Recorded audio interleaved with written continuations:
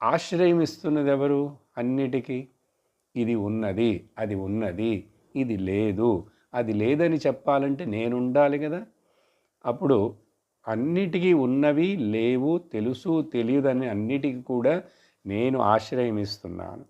కాబట్టి నా వలన తెలుసుకోబడేటువంటి దేని వలన అయినా సరే దాని గుణాలు దాని యొక్క వికారాల వలన తెలుసుకుంటున్న నేను ఎన్నటికీ వాటి వలన కలుషితం అవను.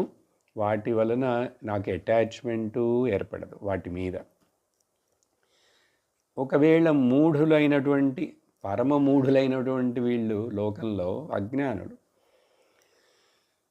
ఎంత చెప్పినా కూడా లేదు లేదు మరి నా కుటుంబము నాకు నా శరీరానికి నా మనసుకు వచ్చే కష్టాలు